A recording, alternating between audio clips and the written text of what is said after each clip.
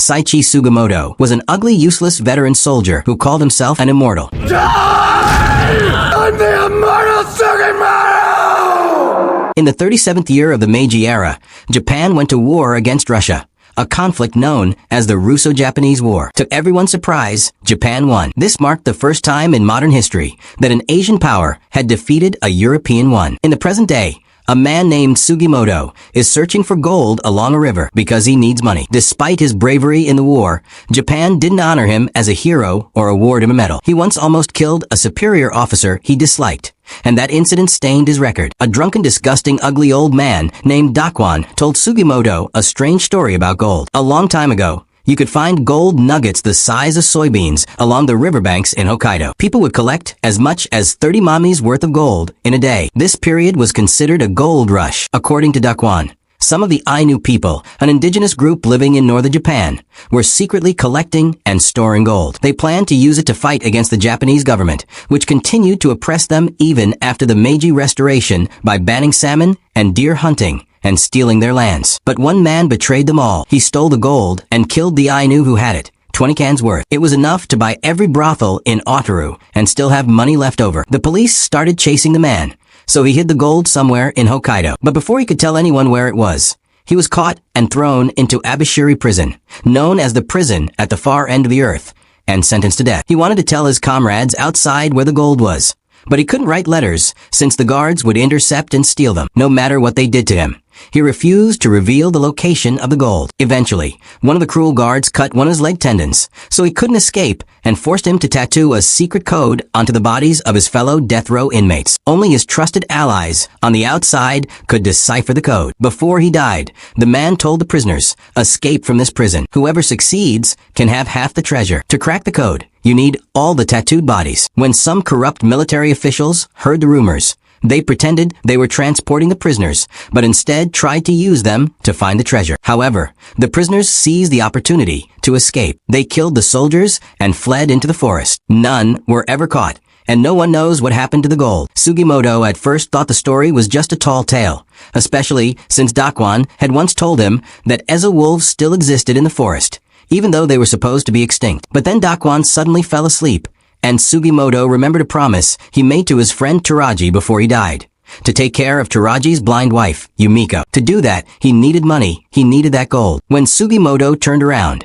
he realized Dakwon had disappeared. He was now behind him, aiming a gun at his back. Dakwon regretted telling Sugimoto about the gold and wanted to kill him, but Sugimoto didn't flinch. He even pressed the barrel of the gun to his own chest and dared him. "Want to see if I'm really immortal?" Dakwon hesitated, and Sugimoto smashed his face with a rock. Terrified, Dakwon ran away. Sugimoto smiled.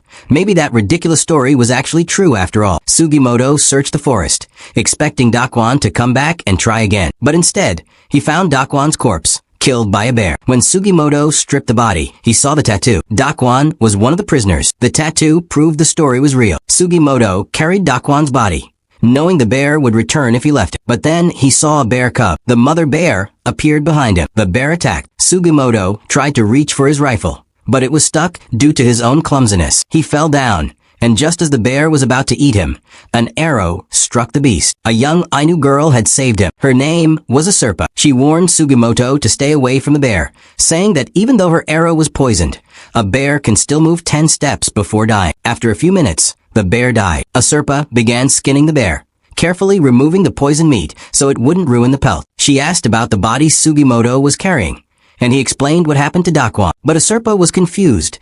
Bears fresh out of hibernation have empty stomachs, so it couldn't have eaten Dakwon. She showed Sugimoto the bear's stomach. It was empty. That meant the killer was a metakarip, a bear that failed to hibernate. They're extremely aggressive and dangerous. Asurpa warned Sugimoto not to take the body. Once a metakarip has claimed its food, it will chase you anywhere to get it back. Sugimoto refused to abandon the corpse. Asurpa told him to fight the bear then, since he was just a useless soldier anyway. Sugimoto told Asurpa everything Dakwon had told him, even though he wasn't sure if it was all true. He couldn't let a beast eat the body. He needed the tattoo. He needed the gold for Yumiko for Taraji. Asurpa believed him and agreed to help. That night, they gathered firewood to use as torches and prepared an ambush. Dakwon's body would be the bait. As Sugimoto moved the body, Asurpa noticed something about the tattoo. It was cut at the median lines of the body, like the marks made when skinning a deer or a bear. She realized the man who designed the tattoo didn't intend to share the treasure. He planned to kill the prisoners and skin them. Sugimoto wanted to skin Dakwon right then, but Asurpa said there was no time. They had to kill the Matakarip first. Suddenly, the bear appeared and destroyed the firewood. Sugimoto punched it, but it didn't flinch. He was wounded and pinned down. Asurpa wanted to shoot, but it was too dark. Sugimoto told her to wait, afraid she might hit him. He would stab the bear first to give her a chance. Suddenly, there was a flash of light. Asurpa shot her arrow, and Sugimoto stabbed the bear at the same time. The bear turned on Asurpa, but she dodged and prepared her knife. Just then, Asurpa's white wolf, Ritar, arrived to protect her. While the wolf distracted the bear, Asurpa shouted to Sugimoto, telling him where to aim. From where you are, the heart is under the armpit. Watch for the shoulder blade and aim carefully. Sugimoto shot the bear. It charged him and collapsed on top of it. He stabbed it again, finally killing. Sugimoto survived. Asurpa pulled him out from under the beast. He asked about the white dog, and Asurpa explained it was a wolf. Sugimoto was shocked. He thought they were extinct. Asurpa then revealed something personal. 5 years ago, her father and 7 men from their village were killed while transporting the gold. Their bodies were chopped up and fed to beasts. Some parts were believed to be her father's. They never even knew the killer had been arrested and sent to Abashiri prison, or that tattooed prisoners existed. Sugimoto asked her to join him in finding the gold. It rightfully belonged to her people, and he only wanted a small share. But Asurpa didn't want to kill anyone. She feared going to hell. Sugimoto reassured her, the man who killed your father is probably still alive in the prison. The government needs him to find the gold. But once it's found, he's worthless. They'll kill him. Finding the gold is your only chance for justice, he promised her. I'll be the one to dirty my hands. You just lend me your wisdom. I want the money. You want revenge for your father. Different goals. Same path. If we join forces, we'll be unstoppable. Sugimoto said that if the escaped prisoners were looking for the gold, they would remain in Hokkaido. That's why he planned to search for them all. Asurpa pointed out that Hokkaido is a vast place, but Sugimoto argued that the prisoners weren't wild animals. They wouldn't survive hiding in the mountains. In small villages, outsiders stand out. A fugitive would likely want to blend in with the crowd in a big city. The most populated cities in Hokkaido were Sapporo, Hakodate, Asahikawa, and they were currently in Otaru. At the end of the Meiji era, Otaru had grown from a port town into a powerful financial hub, earning the nickname the Wall Street of the North. It was the largest commercial city in Hokkaido, with nearby Ainu villages. Sugimoto went to an inn and asked a fat, ugly man bathing with him if he had seen anyone with a strange tattoo, but the man said no. Asurpa also asked some women outside, but they hadn't seen anything either. A disgusting jerk store owner got angry at Asurpa and planned to sell her. Asurpa punched him with a knife in self-defense. When the store owner tried to hurt her, Sugimoto arrived. Sugimoto told the store owner to look at his thumb, then stabbed it into the man's neck, asking if he knew anyone with such a tattoo. The man said he didn't, but he mentioned that someone else had been asking the same question. Sugimoto and Asurpa continued questioning people. Soon, they realized someone was following them. He pulled out a gun, but the two had already set a trap, catching him. He was one of the escaped prisoners. When the prisoner woke up, Sugimoto asked where the other prisoners were. He said he had assumed they would stick together to decode the map, but the prisoner said that he thought that too. But they started killing each other without realizing it. So he ran. Sugimoto realized that only one of the prisoners must have known that they needed to skin each other to gather the full code. Sugimoto was about to kill the man, but Asurpa reminded him of his promise not to kill unnecessarily. If he did, she wouldn't help him anymore. Sugimoto said he was just joking. He only wanted to scare the man to tell them some more things. They removed the prisoner's clothes so Asurpa could draw the tattoo pattern. Asurpa asked who gave him the tattoo. He said it was a man called Naparebo, meaning a man with no face. Suddenly, someone shot the prisoner. Asurpa created a smoke screen so they could escape. The shooter noticed the smoke and approached, but Sugimoto and Asurpa had already fled. He followed their footprints but got caught in their trap, allowing them to take his gun. Sugimoto was about to hit the man, but he dodged and pulled a knife. Sugimoto kicked him and said, "Move and I'll shoot." However, the man quickly dismantled Sugimoto's rifle. The man removed his coat, revealing he was a fellow useless soldier, just like Sugimoto. Based on his epaulette, he was part of the Hokkaido 7th Division, the Imperial Japanese Army's strongest division. They had fought in brutal battles like the siege of Port Arthur during the Russo-Japanese War, earning a fearsome reputation as the Guardians of the North. The man asked, "Who are you with?" Sugimoto replied, "I was with the 1st Division. My enlistment just ended." The man said, "Then we may have met at 203 Hill." He asked if Sugimoto was after money. Sugimoto said no.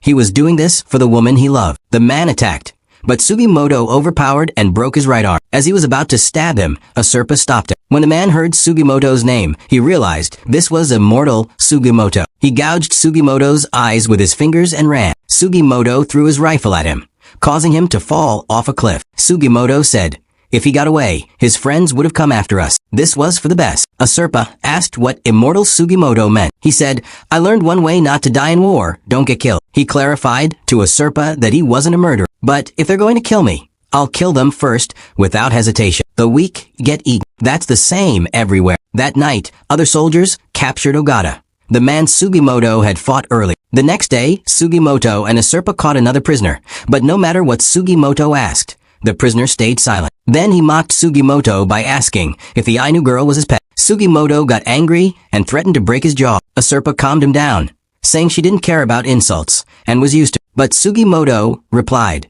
"You shouldn't have to be used to it." Asurpa pointed out a rabbit, saying that when rabbits run during the day, it means bad weather is coming, so they should find shelter. They planned to hide in a tent for the day. The prisoner, named Shiraishi, pulled an item from his mouth. He was a master escape artist, known as the Escape King. While Asurpa was catching the rabbit, Shiraishi escaped. Asurpa warned Sugimoto not to stray too far, as the weather was turning worse. Sugimoto chased Shiraishi and threatened to shoot him if he didn't stop. But Shiraishi didn't care if he died and kept going down. Suddenly, they heard sounds like gunshots, but Asurpa explained it was napusvam, an Ainu term meaning the sound of splitting trees. It happens when the temperature drops to minus 30 degrees Celsius, freezing the water inside trees and causing them to burst. Sugimoto fell into a hole in the ice, dragging Shiraishi into freezing water. They scrambled out quickly, knowing they had about 10 minutes before hypothermia would kill them. Shiraishi became confused and expressionless due to the cold. Sugimoto realized he had lost all his bullets. Determined to survive, he swam back into the freezing river to retrieve. He told Shiraishi, "If you don't want to die, help me find the bullet." Shiraishi made a deal. He would help in exchange for his life. Sugimoto agreed, having no other choice. Shiraishi remembered he had a bullet hidden in his mouth and almost forgot because of cold. They used the gunpowder to light a fire. Shiraishi revealed there were 24 tattooed prisoners in total, but he didn't know how many were still alive. He also didn't know much about Naparebo's friends. Only their leader had answered. Sugimoto asked what their leader was like. Shiraishi said, "I thought he was just an old political prisoner, quiet, like a model inmate. But he fooled us all. He stole a sword from a soldier right in front of me, and in less than a second, 3 men were dead. I later learned he was a survivor of the Hakodate War 30 years ago, a samurai from the old shogunate. Everyone thought he died during the war. His name is Hijikata Toshizo, the demon vice commander of the Shinsengumi." Shiraishi also shared that Naparebo told them to go to Otaru. Sugimoto warned him, "Give up on the Ainu gold and get out of Hokkaido." It's not just the other prisoners or Naparebo's allies. The 7th Division, battle-hardened from the Russo-Japanese War, is also after the tattoos. But Shiraishi replied with confidence, "No matter who catches me, I'll escape like smoke. After all, I'm the Escape King." Meanwhile, a soldier reported to Lieutenant Tsurumi that Ogata had regained consciousness, and Tsurumi planned to go see him. While traveling through the forest, Asurpa noticed something shining in the area where they had stayed that morning. Sugimoto was startled and quickly picked Asurpa up. What she saw were binoculars. They were being tracked by Ogata's companion. Sugimoto started running, and Asurpa told him, "Run through that bamboo grove. It'll be harder to follow your footsteps and will delay their pursuit." Sugimoto realized they wouldn't be able to escape together, so he told Asurpa they should split up, adding, "They're only tracking the adults." He handed Asurpa the tattooed skin and said, "If they catch you, hand it over without resisting. Pretend you don't know anything. They're not the kind of people who'd kill a child." Before they separated, Asurpa warned Sugimoto, "Don't fight those useless soldiers. You'll die." But Sugimoto just smiled and said, "I'm Immortal Sugimoto." The useless soldiers also split up. One of them noticed that Asurpa had concealed her tracks. "I'm from a Matagi family in Tohoku," he said. "I've seen animals do this, walking backward on their own tracks and jumping into a bamboo thicket to escape." The man caught up to Asurpa and told her to come down from the tree, saying he wouldn't hurt her. Asurpa placed the tattoos on a branch before climbing down. The man said he was only interested in her companion and asked,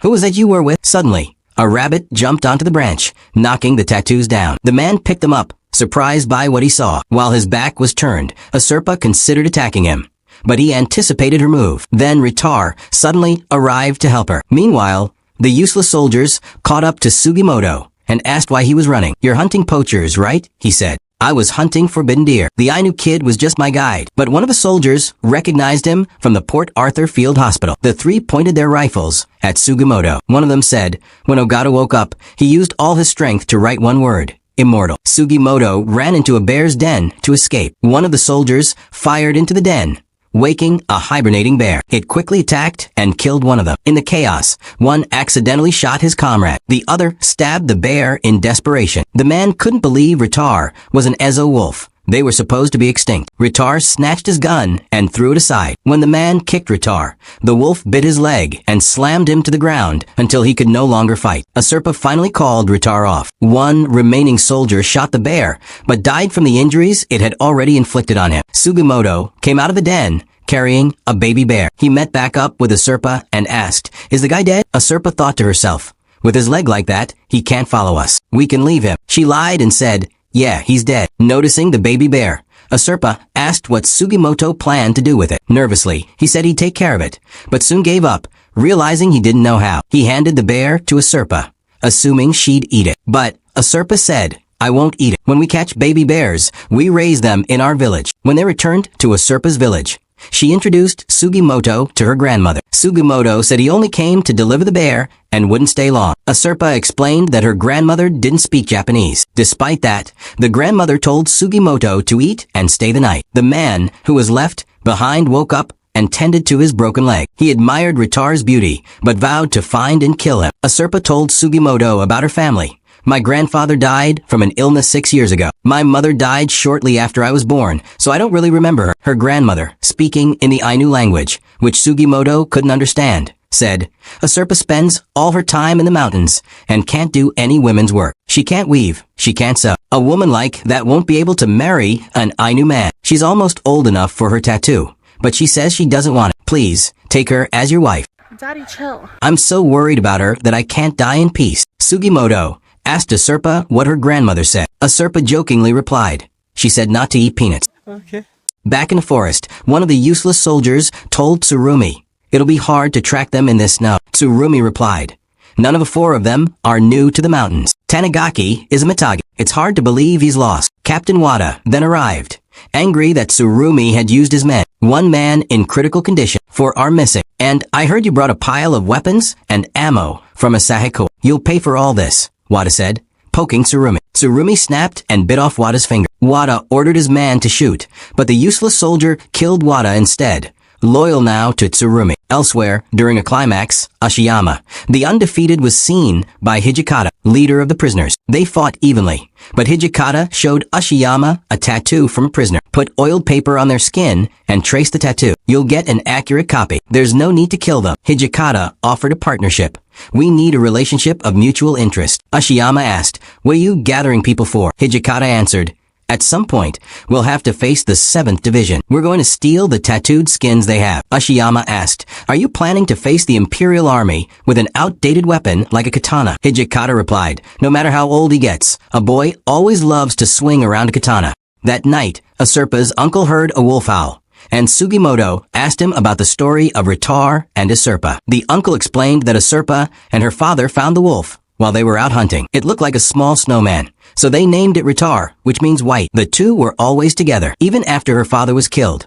A Serpa continued going into the mountains with Ritar alone, but they came from different worlds. One night, they heard a wolf's howl. A Serpa covered Ritar's ears because she didn't want him to leave her. But Ritar couldn't be kept as a pet. He was proud to be a Horkwamwi, a divine wolf in Ainu culture. So, Ritar left a Serpa. After that, she stopped smiling. Lately, though, she has been much happier. Her uncle thinks it's because she enjoys traveling through the mountains with Sugimoto. While a Serpa was asleep, Sugimoto left without telling her. In the morning, a Serpa was angry that he left without a word, so she went into the forest to look for him. Sugimoto had gone to Otaru to visit the ugly, disgusting store owner and asked if anything strange had happened recently. The store owner said, "A girl who works at a place my friend owns was badly hurt by a customer. That customer had strange tattoos." Sugimoto went to the shop the store owner mentioned. The waitress there told him to eat first and that she would bring the injured girl to him. But instead, She told some useless soldiers about Sugimoto. Sugimoto ended up kicking and fighting the soldiers. He even wrestled one to the ground and kicked another in the face. But when the soldiers pointed their guns at him,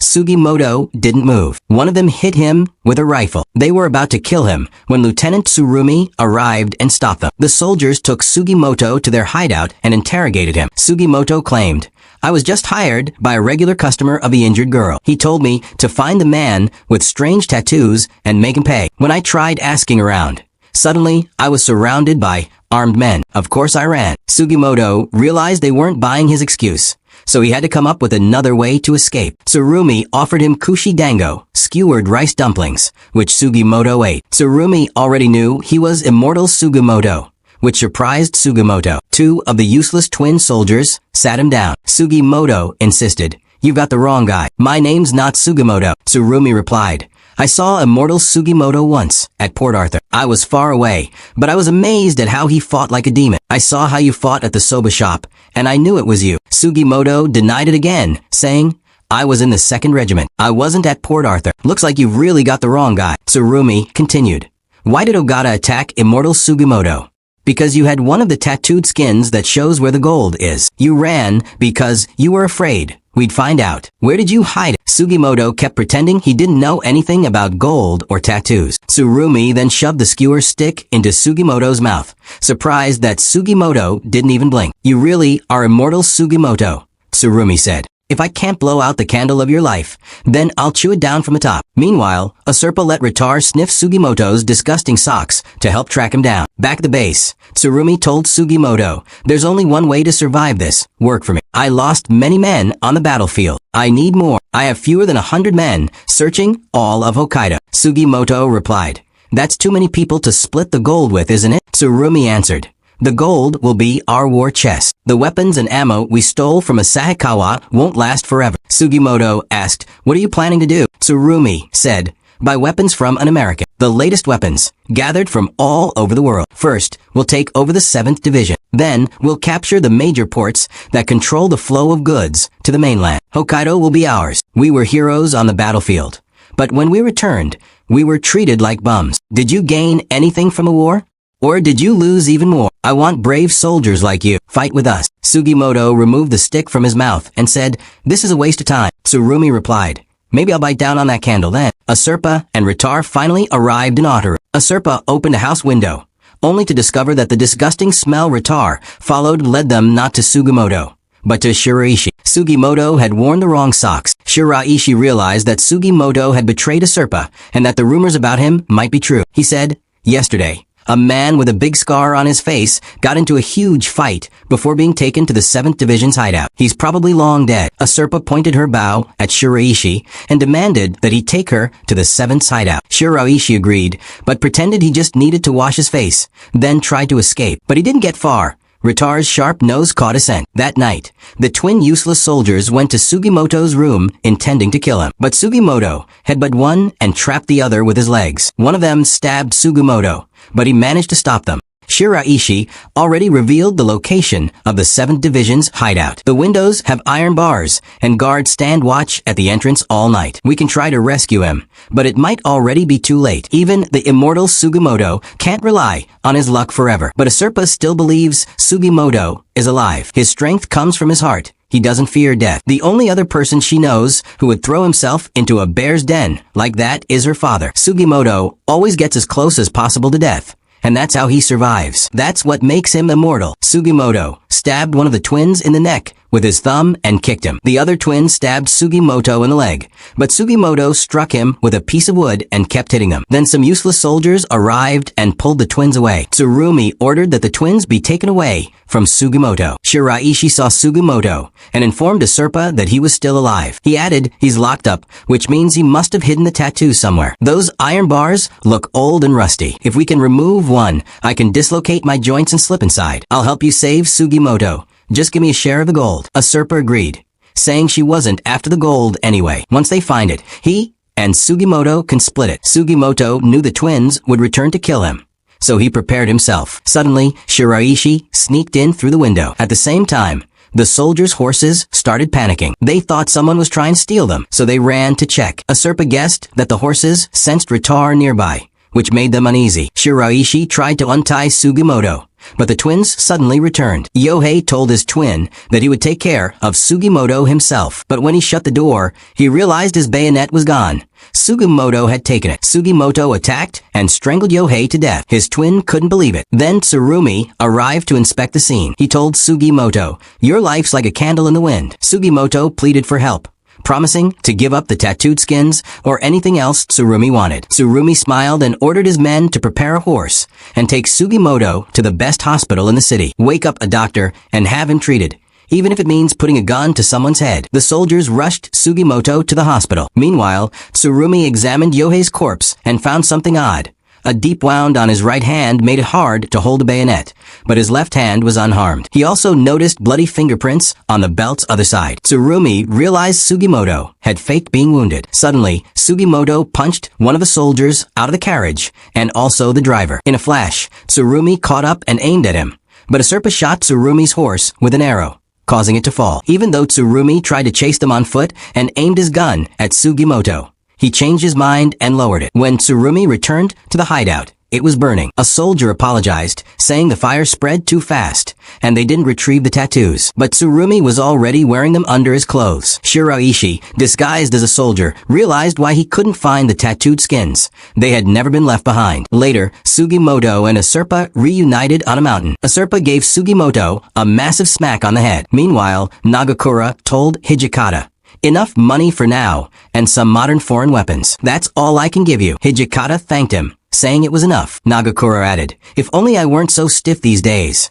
I'm too old to keep up with you." Hijikata replied, "Liar, you've been obsessed with the Shinsengumi for years. You must be excited." Ashiyama realized Nagakura was none other than Nagakura Shinpachi, the finest swordsman of the Shinsengumi. Shiraishi asked what they'd do with the horse. Sugimoto said they should take it, but Shiraishi pointed out it would stand out too much. They decided to get rid of it. Asurpa wanted to reward Ritar, so they chose to kill the horse. Shiraishi left to buy eggs from a local farm. Meanwhile, Sugimoto felt awkward being alone with Asurpa. She told him to rest because of his injuries. Sugimoto said, "This is what searching for the gold is going to be like. If something happened to you, I wouldn't know how to face your grandmother or the rest of the village." Asurpa gave him some horse meat to put on his face to help with swelling. Asurpa said, "I've already seen my father brutally killed. I know it's dangerous. I made my own decision to come with you because I believed I could achieve my goal. But the one who treated me like a child, didn't trust me as a partner, acted on his own, made foolish decisions, and got caught, that was you." Hijikata's group was now heading to find Shibukawa Zenjiro,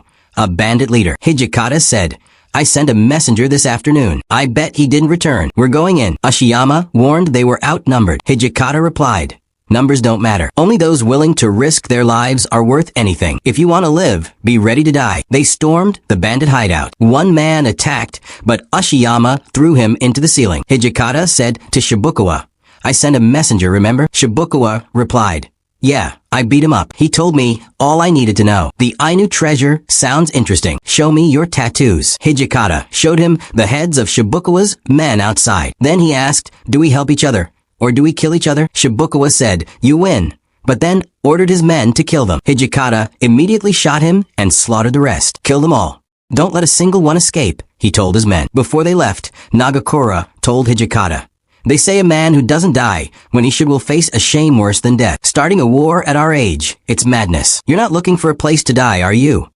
Hijikata replied, "I plan on living for another century." After they wiped out Shibukawa's gang, Ashiyama asked Hijikata, "Are you trying to start a new Shinsengumi?" "Sorry, I'm only in it for the gold. Who'd believe in something crazy like taking over Hokkaido?" Hijikata answered, "There are many who dream of Ezo's independence, people who have lived here since long ago." The next morning, Asurpa asked where Shiraishi went. Sugimoto said he went to town to gather information. "It's probably best if I stay out of town for now," he added. While they were tracking a deer Sugimoto shot, Asurpa found footprints, those of a dog and two men. One of them has a limp. Did he injure his right leg? She wondered. She realized it was Tanigaki, the soldier they had left behind in the forest. Tanigaki's companion said, Comparing Hokkaido's brown bears to the black bears we Mitagi hunt in Tohoku is like comparing wolves to pups. But this pup is eye-raised. It's not afraid of brown bears. Tanigaki commented that the Murata rifle is hard to use. It only holds 1 bullet. His companion said, the rifles the other soldiers use hold 5 rounds. That's convenient. But if you have 5 bullets, you think you get 5 chances. I only have 1 shot, so I make sure I'm satisfied with it. He told his dog Ryu to find a female bear and mate with it. Don't interfere, he warned Tanigaki. This is between me and the bear. When Ryu found a hibernating bear, the man stood directly in front of the den and startled it. Tanigaki was shocked. If you get scared and stand up, you lose, the man said, and then he shot the bear. Tanigaki asked, you're looking for a white wolf too, aren't you? Back home, a medicine seller told me about an incredibly skilled bear hunter in Hokkaido. He said that once this hunter enters a mountain, all the bears vanish. He told me your name. Nihei Tetsuzo. Nihei said that a bear with a face like this would have attacked humans someday. Tanigaki asked, how can you be so sure? Nihei pointed to the bear's womb and explained, it's a 6-year-old female that has never given birth. Bears like this get more and more violent over time. Among brown bears, females are often more aggressive and dangerous, just like humans. Nihei continued, if you're a Mitagi, you should know that every bear is unique. Some get scared and run, while others will attack no matter how many times you shoot them. I've killed over 200 bears, but no 2 hunts have been the same. They're different, but they have similar habits. If you understand those habits well, it helps. Both Nihei and Tanigaki have never hunted a wolf before, so Nihei wants to catch one. Human traps drove wolves to extinction, he said. But one last wolf survived through a battle of wits. This will be a battle between its uniqueness and mine. My hunter's soul is getting erection. A Serpa saw footprints beneath a sakhaline fir tree and was sure that the deer Sugimoto had shot earlier went there to rest. She went down the mountain and startled the deer. Sugimoto hurried down as well, but the deer ran away again. A Serpa said it climbed up another path. I can't believe it still has that much stamina. Since it was getting dark, a Serpa suggested they wait until morning and follow the tracks then. Nihei asked Tanigaki, why are you still wearing that cap? It doesn't suit you. Why not return home and go back to being a Mitagi? Tanigaki replied, I stayed in the military for a reason. I was ready to leave my home in Akita. But when I was in the mountains, it felt like something toxic was leaving my body. We Mitagi say to bears, may you be born again, and hear pleasant sounds when we send them to the next life. But I never said that to the people I killed in the war. Nihei told him, the wolf hunt is just an excuse. You can't go back to the military or to your home. Your hunter soul is wandering the forests of Hokkaido. When we kill that wolf, take its pelt and return home. Tanigaki took off his cap and burned it. The next morning, a Serpa and Sugimoto found where the deer had slept the night before, but it had already left. Tanigaki asked Nihei how he planned to hunt the wolf. Nihei answered, first, we need bait. We'll shoot a deer. Tanigaki questioned why, since they had plenty of bear meat. Nihei explained, if you saw a peeled persimmon lying on the road, would you eat it? When you're hunting, you have to think like your prey. A Serpa noticed the deer's tracks were uneven. It was running out of strength. She pointed out where it was hiding, and Sugimoto slowly approached from another direction. As Ryu sniffed the area, he got scared, meaning they were in the wolf's territory. A Serpa coughed to startle the deer, and it ran. Sugimoto was ready, but when he aimed, he saw himself in the deer and missed. The deer escaped, but Ritar chased it down and caught it. Sugimoto observed the deer and said, the blood on its wound had frozen into an icicle. It didn't have enough body heat left to melt it, but it was still trying to live. When it looked at me, I couldn't move. This thing is me. A Serpa told him, if you can't take responsibility for the kill, don't shoot at all. Nihei and Tanigaki heard Sugimoto's gunshot. It sounded like Tanigaki's gun. While a Serpa was skinning the deer, Ritar sensed something coming. A Serpa quickly told Sugimoto they had to leave. When Nihei and Tanigaki arrived, a Serpa and Sugimoto were gone. Nihei saw Ritar's tracks and said, there's no sign it ate anything. Did it make the kill? And the hunters just took the meat? They didn't clean up well. Tanigaki recognized Sugimoto and a Serpa's footprints and confirmed it was them. He noted that Ritar wasn't afraid of a Serpa and wondered why. Nihei realized, so they left the meat for the wolf. Maybe it will come back to eat it. Nihei said they should bathe, since they were dealing with a wolf with a sharp sense of smell. Back at the tent, Shiraishi had returned and told Sugimoto he had learned about a prisoner with one of the gold tattoos. He heard from a pelt trader that a man arrested for 3 murders had reappeared in Otaru. He was a skilled hunter, feared and respected, known as Nihei Tetsuzo, the hunter who gives hibernating bears bad dreams. Tanigaki was shocked when he saw Nihei's tattoo. He pointed his gun at him. Nihei asked, "Are you going to shoot me, rip off my skin, and return to the military? Are you a Matagi or a soldier? Which are you now?" Asurpa had heard stories about Nihei. She said there was once a group of bad guys who killed hunters and stole their prey. But one day, they picked the wrong guy. Nihei explained, "I had just killed a bear and was cleaning it when someone shot at me to steal it. But I wasn't scared. I hunted them down for 3 days and killed them one by one. The police got to the last guy before I could. But I still killed him in front of them. I'm not an animal. I'm human, and humans follow their own laws. My punishment for following the laws of the mountains was to be sent to Abashiri prison. I escaped because I wanted to die in the mountains. At the end of my journey, I'll be eaten by beasts, become part of the mountain. That's my ideal death." Tanigaki understood and lowered his gun. Sugimoto realized Nihei was the man they had seen earlier. Shiraishi added that Nihei once asked a pelt trader, "If I had a white wolf pelt, what would you pay for it?" Asurpa was shocked. Ritar was his target. The next morning, Nihei and Tanigaki returned to the deer meat, but saw that Ritar had beaten them to it. Tanigaki realized Ritar was a watching wolf, a rare kind of wolf that observes humans. "He's been watching us since we got here," he said. Nihei declared, "My boner won't stop." Nihei burned what Ritar had left behind, creating a terrible smell. "I'm going to make him hate us. Make him see us as intruders." Sugimoto, Asurpa, and Shiraishi saw the smoke. Asurpa and the others spotted Nihei. Ritar came into view, and Nihei aimed. Asurpa triggered Nihei's trap before Ritar could step on it, allowing the wolf to escape. Nihei missed his shot. Ritar ran off quickly, and Nihei realized someone had interfered. Sugimoto told him to lower his gun. When Nihei saw Shiraishi, he realized they wanted his tattoo. Ryu suddenly attacked to protect Nihei, and Nihei grabbed a knife. Sugimoto stopped him, sliced several of his fingers, and stabbed him. Nihei hit Sugimoto with his gun, but Sugimoto overpowered him. Nihei said, "You're ready to become animal right?"